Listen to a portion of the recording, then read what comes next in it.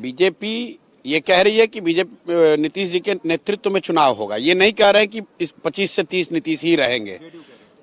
जदयू तो उनका कार्यकर्ता है, वो तो कहेगा ही, क्या करेगा।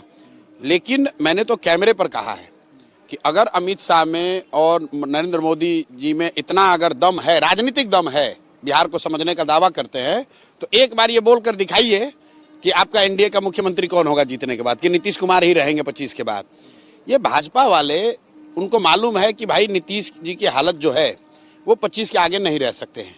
अब आप ये पूछेगा कि अगर ये उनको मालूम है तो उनको हटा क्यों नहीं रहे हैं, अपना क्यों नहीं बना रहे हैं। वो इसलिए कि भाजपा की बिहार में ना वो ताकत है ना तैयारी है, ना उनकी ताकत है ना उनकी तैयारी है। उनको लड़ना है इनके साथ ही, तो सोच रहे हैं किसी तरह घिसट पिसट के इनके साथ मिलकर लड़ लें।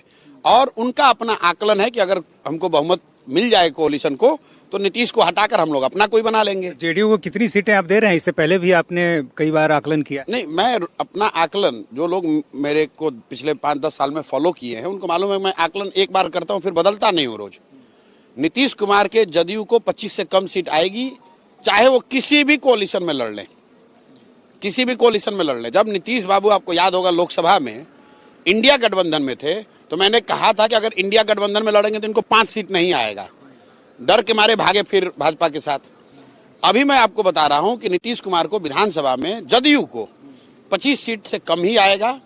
और इसके साथ ही जदयू का एज ए दल मुझे लग रहा है कि खात्मा हो जाएगा। जन सुराज में अगर आप ऑब्जेक्टिवली देखेंगे तो सबसे ज्यादा अगर किसी दल के लोग आए हैं तो वो नीतीश कुमार के दल के लोग आए, इसलिए कि मेरे साथ उन्होंने पहले काम भी किया हुआ है, इसलिए भी कि वो लालू जी के पार्टी में जा नहीं सकते हैं क्योंकि लालू के विरोध में ही उन्होंने राजनीति करी है। और भाजपा में वो जाना नहीं चाहते हैं क्योंकि भाजपा के साथ कोalition में रहते हुए भी अगर वो जदयू में थे तो इसका मतलब कि वो भाजपा के विचारधारा से पूरी तरह से इत्तेफाक नहीं रखते।